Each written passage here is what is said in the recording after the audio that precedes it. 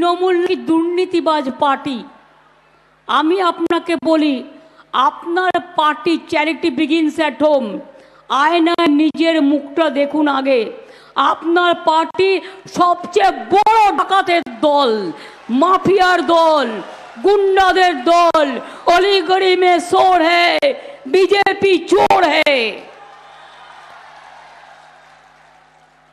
300টা team পাঠিয়েছিলেন, কোনো কিছু ধরতে পারলেন? পারেননি। তাহলে বলুন, 3 বছর ধরে 100 দিনের কাজ বন্ধ করলেন কেন?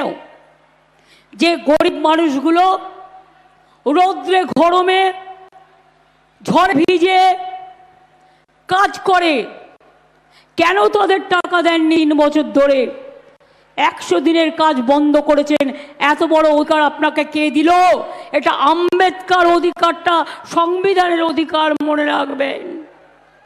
এটা গ্যারান্টি প্রোগ্রাম ছিল, জনগণের গ্যারান্টি, সংবিধানের গ্যারান্টি। আপনি সংবিধানকে ছুঁড়ে ফেলে দিয়েছেন।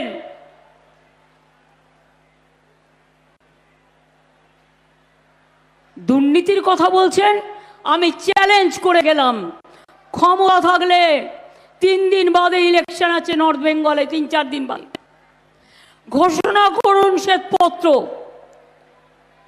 তাতে বাংলায় কোথায় কটা দুর্নীতি হয়েছে সব রিপ্লাই দেওয়ার পর আপনার কমিশনের রিপোর্ট যারা এসছিল, এজি রিপোর্ট আপনি ঘোষণা করুন। সাথে সাথে আপনি উত্তরপ্রদেশটাও ঘোষণা করুন, গুজরাটও ঘোষণা করুন, মহারাষ্ট্রও ঘোষণা করুন। চ্যালেঞ্জ করে বলছি, বাংলা চোর নয়, বাংলা ডাকাত নয়, বাংলাটা দুনিয়ার পরোয়ার নয়, বাংলাটা দাঙ্গাবাজ নয়। এটা আপনি আর আপনার দল একটা মিথ্যেবাদীর দল, মিথ্যে কথার দল। আগের বার বললো 15 লাখ টাকা করে দেবো পকেটে, পেয়েছেন? 1 লাখ টাকা করে পেয়েছেন কেউ? 2 লাখ টাকা পেয়েছেন? দিয়েছে মোদি? 3 লাখ পেয়েছেন? 4 লাখ পেয়েছেন? 5 লাখ পেয়েছেন? 6 লাখ পেয়েছেন? আচ্ছা ছেড়ে দিন, 50,000 পেয়েছেন? যদি পেয়ে থাকেন বলুন হ্যাঁ পেয়েছি, ওপেন মার্কেট। আর যদি না পেয়ে থাকেন বলুন পাইনি, জোরে বলুন। এই মিথ্যে কথার উত্তর দেবে কে? আপনারা দেখেছেন কালকে ম্যানিফেস্টোয় কি বলেছে? আমি যেটা আগে বলি পরে সেটা অনেকে বোঝে। যখন আমি আগে বলি অনেকে আমাকে ভুল বোঝে, ভাবে আমি ঠিক বললাম কিনা। বলেছিলাম মাছের মাথাটা হচ্ছে ক্যাপ, আর লেজাটা হচ্ছে এনআরসি, আর মধ্যেখানে পেটিটা হচ্ছে ইউনিফর্ম সিভিল কোড। কালকে ম্যানিফেস্টো রেখেছে কি রাখেনি? মনে রাখবেন, দেশ তো বেঁচে দিচ্ছে। আগামী দিন তপশিলি বন্ধুরা জেনে রাখুন, আপনার আইডেন্টিটি থাকবে কিনা এই আইন পাশ হলে, বিজেপি যদি ক্ষমতায় আসে, থাকবে না। আদিবাসীদের অধিকার থাকবে না, সংখ্যালঘুদের অস্তিত্ব থাকবে না, হিন্দুদেরও থাকবে না, রাজবংশীদেরও থাকবে না, কামতাপুরীরও থাকবে না, নসাকশেরদেরও থাকবে না, মা বোনেদেরও থাকবে না। আপনি কি খাবেন? লিখে দেবে সকালবেলায়, চা খাও, চায়ের সাথে গোমূত্র খাও। আপনি কি খাবেন? লিখে দেবে দুপুরবেলায় কি খাবে, গোবরের সাথে কিছু মিশিয়ে খাও। সন্ধেবেলায় আপনি কি খাবেন সেটাও ওরা ঠিক করে দেবে। রাত্রিবেলায় আপনি ক ঘন্টা ঘুমোবেন সেটাও ওরা ঠিক করে দেবে।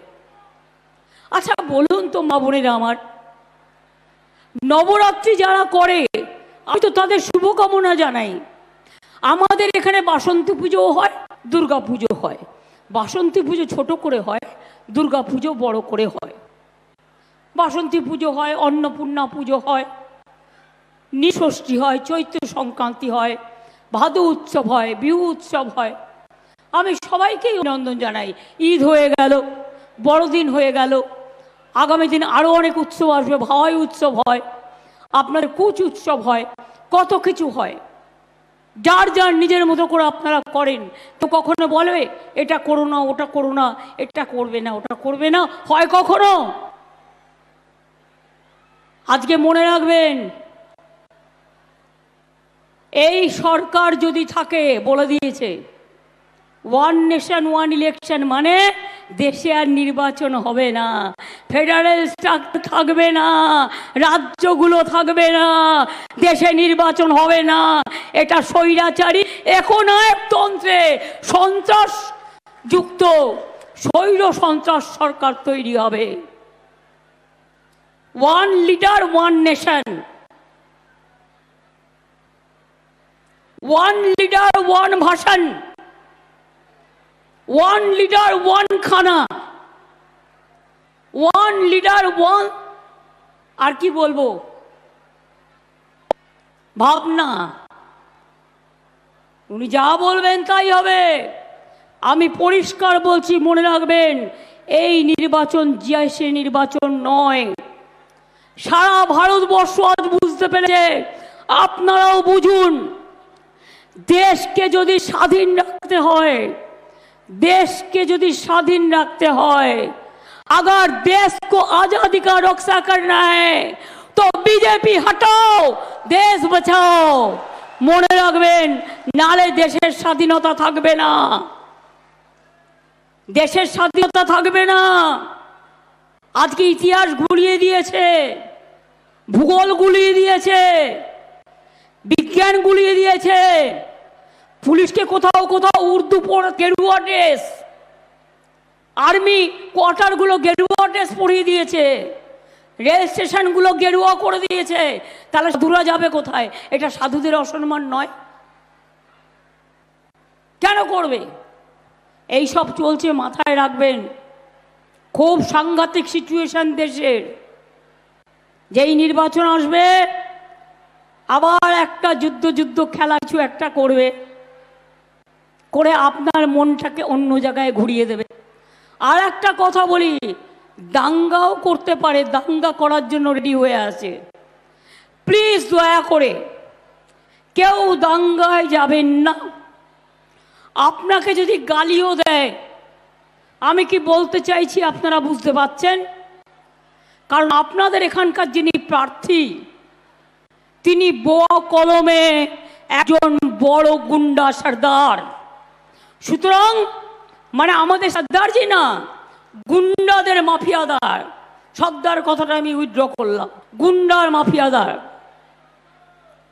তিনি কিন্তু আবার আগুন লাগাবেন, তিনি কিন্তু আবার ওই গুলি চালিয়ে দেবে আগের বার শীতলকুচির মতো। তিনি কিন্তু আবার আপনাদের বিপদে ফেলবে। আমি সংখ্যালঘু ভাই বোনদেরও বলবো, যদি দেখেন স্লোগান দিচ্ছে 17 তারিখ, ওটা ওদের দাঙ্গা করার দিন, আমি মনে করি ওটা মানুষের সম্মানের দিন হোক, ঐক্যের দিন হোক। গালাগালি দিলেও মাথা ঠান্ডা করে আল্লাহর নামে প্রে করবেন, ওদের বিদায় চাইবেন, কিন্তু কেউ কোনো প্ররোচনায় পা দেবেন না। আমাদের শান্তি রক্ষা করতে হবে।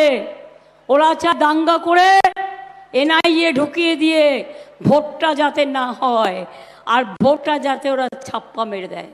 আজকে জিজ্ঞেস করুন না, আমাদের সকল সন্দেহ ভিভিপ্যাটের আর ইভিএম মেশিনের চিকটা কে তৈরি করেছে, সবাই জানতে চাইছে। কেন কোনো উত্তর নেই ইলেকশন কমিশনের?